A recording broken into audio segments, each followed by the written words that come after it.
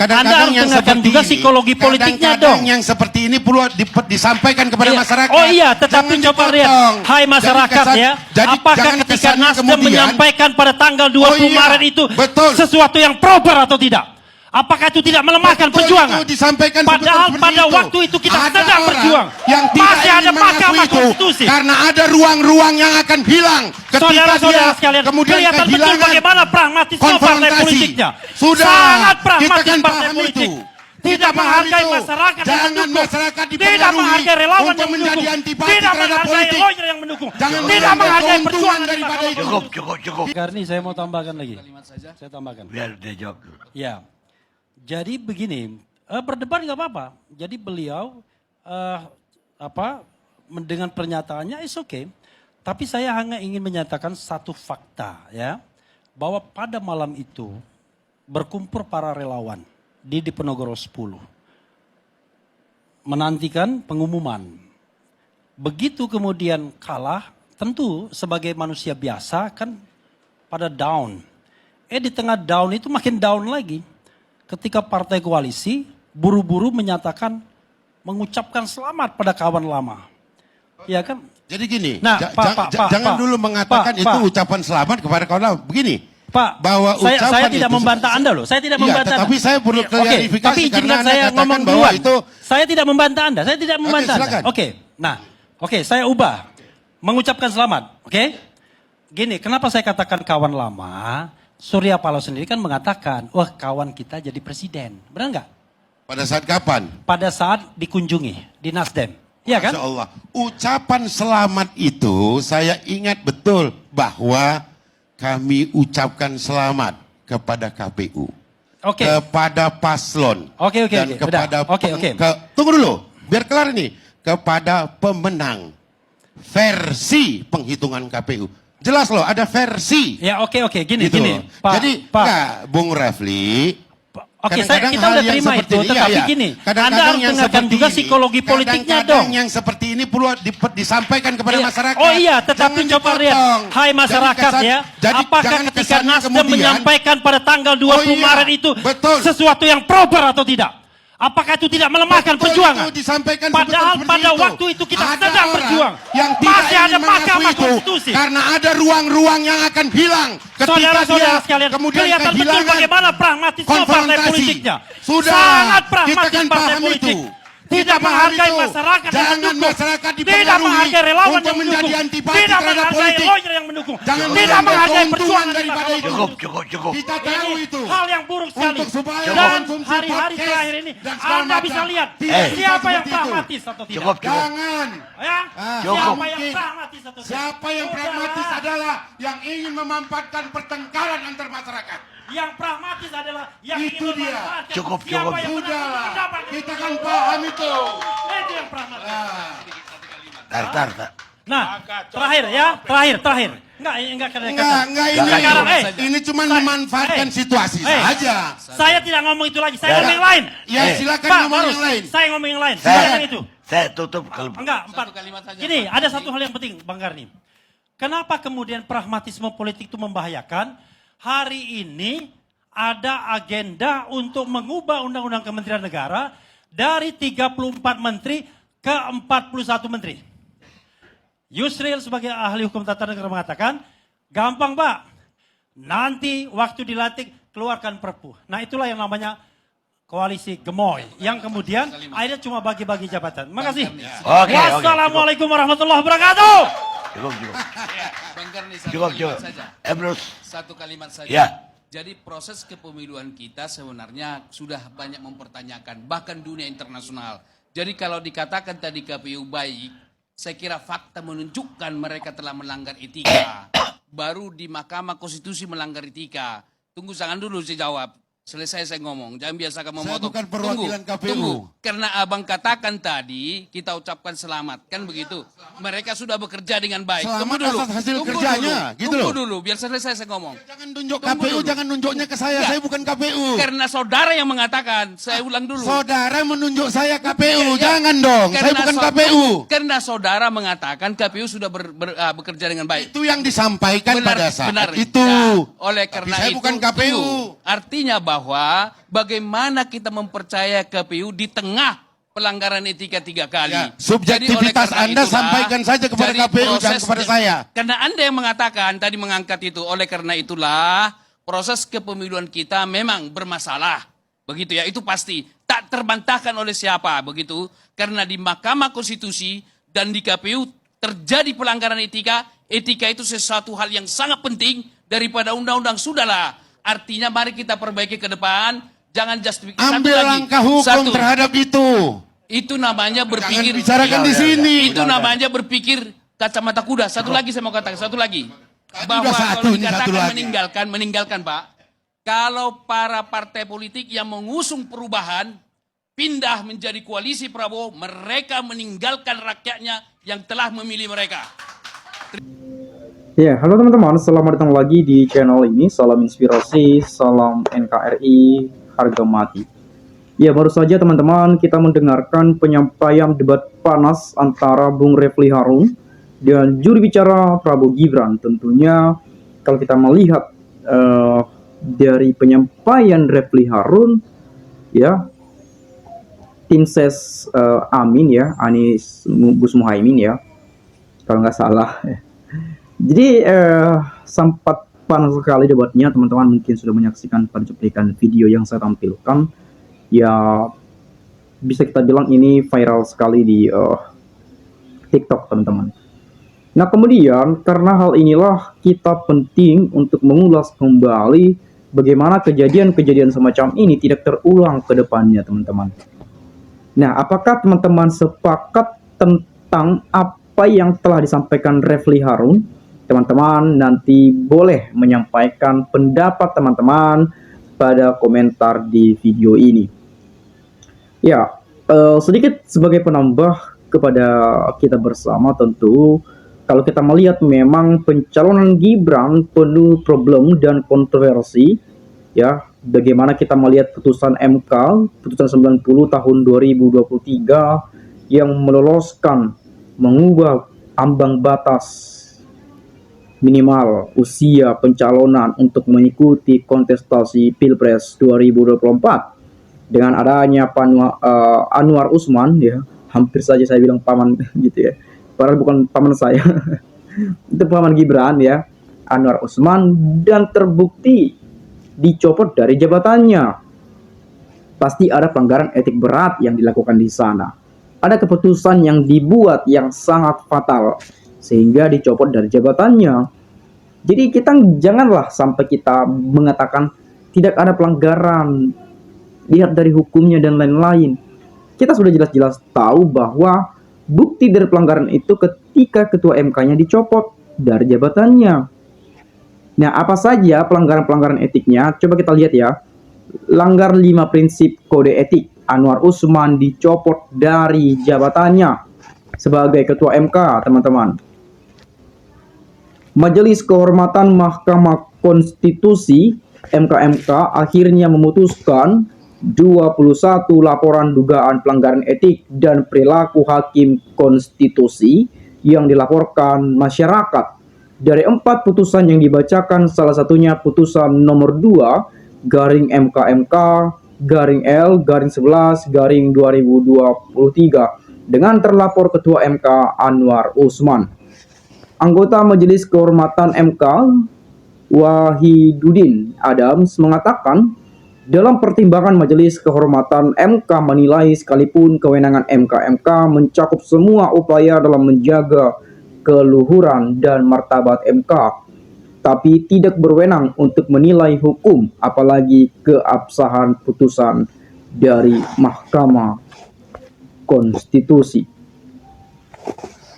Jika Majelis Kehormatan Mahkamah Konstitusi atau MKMK menilai putusan MK Mahkamah Konstitusi, maka MKMK tidak sedang dalam upaya menjaga kehormatan, keluhuran, kode etik, dan perilaku hakim konstitusi, tapi menjauh dari kewenangannya. Ujarnya membacakan putusan MKMK tadi di gedung MK Selasa 7 November 2023. Beliau juga menjelaskan bahwa MKMK tidak mempertimbangkan isu dalam laporan dugaan pelanggaran etik dan perilaku hakim selama meminta penilaian, pembatalan atau koreksi putusan MK, khususnya pada putusan 90 2023 termasuk aspek yang berkaitan dengan teknik yudisial.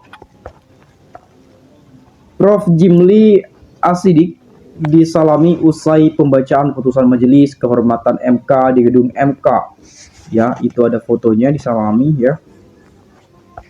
Salah satu sebab pelapor meminta pembatalan putusan itu karena hakim yang memiliki benturan kepentingan harus mundur dalam memeriksa perkara. Kendati demikian, dalam pertimbangan Majelis Kehormatan MK berpandangan hakim konstitusi secara negarawan harus muncul sense of ethics untuk berinisiatif mengundurkan diri ketika perkara yang ditangani punya benturan kepentingan dengan diri atau keluarganya. Ya, kemudian pembacaan kesimpulan putusan Ketua MK Prof. Jimli Asidik menyebut antara lain MK tidak berwenang menilai putusan MK ingkals putusan perkara 90 tahun 2023 kemarin, pasal 17 ayat 6 dan 7 Undang-Undang Nomor 48 tahun 2009 tentang kekuasaan kehakiman tidak dapat diberlakukan dalam perkara pengujian undang-undang terhadap Undang-Undang Dasar 1945 oleh Mahkamah Konstitusi. Menurutnya, Majelis Kehormatan MK tidak menemukan cukup bukti, kalau kita melihat di sini bahwa untuk membuktikan Anwar Usman sebagai hakim terlapor melanggar prosedur untuk pembatalan perkara nomor 90 tahun 2023, teman-teman. Kemudian, hakim terlapor tidak mengundurkan diri dari pemeriksaan dan mengambil putusan perkara 90 tahun 2023. Terbukti melanggar Sabta Karsa Utama, Kode Etik dan Perilaku Hakim Konstitusi. Angka 5, prinsip ketakberpihakan. Dan angka 2, prinsip integritas, kata Jimli membacakan sebagian kesimpulan putusan itu. Dalam kesimpulannya, MK mengabulkan permintaan Badan Eksekutif Mahasiswa Universitas Nahdlatul Ulama Indonesia atau BEM Unasia agar terlapor tidak dalam majelis yang memeriksa perkara 141/PUU/21/2023, di mana perkara itu menguji pasal 169 huruf Q yang normanya sudah diubah MK melalui putusan 90 tahun 2023. Prof. Jimli Asidik secara simbolik menyerahkan salinan putusan MK kepada salah satu pelapor, Prof. Susi Dwi Harjanti. Dalam rekomendasi, Jimli menyebut Majelis Kehormatan MK mengusulkan peraturan MK nomor 1 tahun 2023 tentang Majelis Kehormatan Mahkamah Konstitusi, ya, yang direvisi ya, khususnya menghapus mekanisme banding atau jika diperlukan pengaturannya lebih diatur dalam undang-undang bukan peraturan MK. Ya, ini banyak sekali teman-teman ya, kalau saya bacakan satu persatu ini cukup banyak makan waktu gitu ya. Jadi sekali lagi di dalam debat tadi poin-poin pentingnya dapat kita lihat bahwa memang apa yang disampaikan oleh Bung Refli Harun saya juga setuju. Ya, bukan karena saya pendukung siapapun itu ya, atau paslon 1, 2, 3 pada Pilpres lalu ya. Jadi ini bisa kita lihat juga secara terang benderang dengan dicopotnya jabatan MK itu pada saat itu ya, MK mencopot jabatan Paman Gibran di sana, tentu itu menjadi sebuah hal yang bisa kita nilai bahwa adanya sebuah fenomena yang terjadi di Mahkamah Konstitusi. Ya, jadi bagaimana pendapat teman-teman? Mungkin teman-teman juga jauh lebih paham dibandingkan saya. Jadi silakan berikan pendapat teman-teman pada komentar di video ini agar nantinya kita sama-sama dapat saling bertukar pikiran antar satu dengan yang lain melalui komentar pada video ini. Sekali lagi saya ucapkan buat teman-teman, bagaimanapun kita harus ikut terlibat di dalam situasi-situasi yang menjanggalkan saat ini, tentunya pada pendaftaran Cawapres kemarin, dan juga secara prosedural, dan juga banyaknya dugaan-dugaan intervensi kekuasaan, meskipun itu telah disengketakan pada sengketa Pilpres di Mahkamah Konstitusi dengan hal hasil dissenting opinion. Dan ternyata minimal 3 hakim MK lainnya memutuskan bahwa adanya intervensi dari kekuasaan.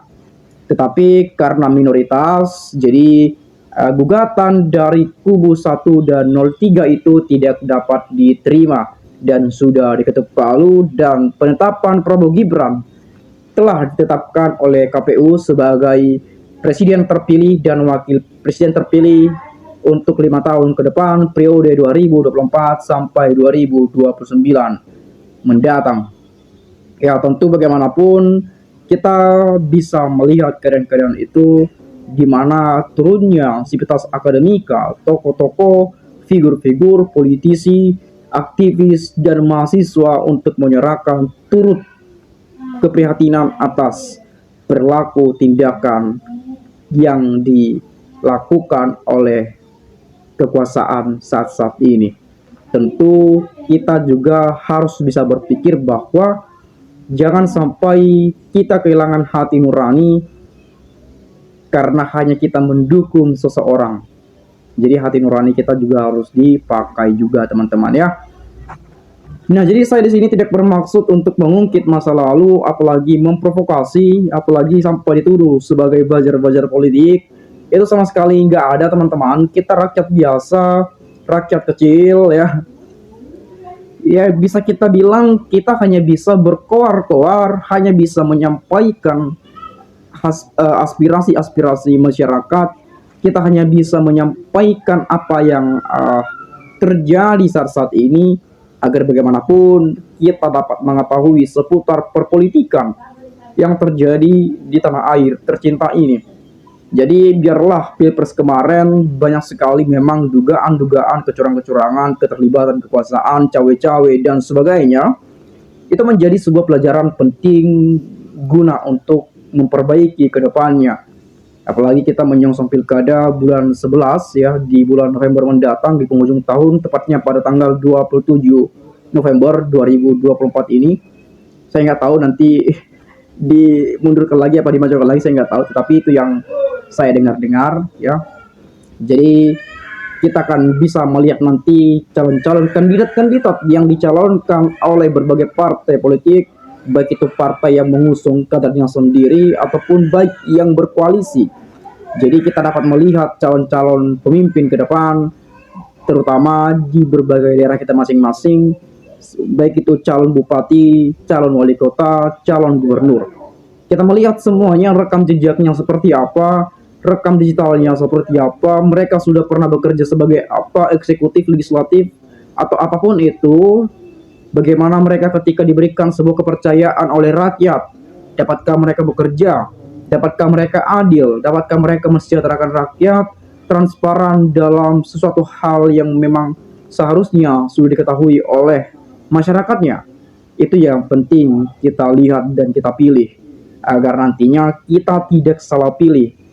Pastikan teman-teman Anda memilih pemimpin calon-calon terbaik di daerah kita masing-masing, agar daerah kita dapat menerima dan dipimpin oleh orang yang memang benar-benar bisa bekerja dan mengutamakan kepentingan rakyat, bisa menerima aspirasi-aspirasi penyampaian dari masyarakatnya, tidak hanya duduk di kursi kekuasaan, duduk di kursi di ruangan ber-AC dengan tenang, tapi biarlah mereka dapat melihat kondisi-kondisi situasi di lapangan, agar mereka tahu ternyata masyarakatnya membutuhkan ini, itu, dan lain sebagainya, guna untuk memperbaiki daerah itu tersebut. Ya, kurang lebih seperti itu ya. Jadi itu saja sebagai pengingat kembali, silakan berpendapat saja di komentar ini ya. Mungkin kurang lebih seperti itu. Saya minta maaf bila penyampaian ucapan yang salah ya. Dilarang baper. Salam inspirasi, salam NKRI, harga mati.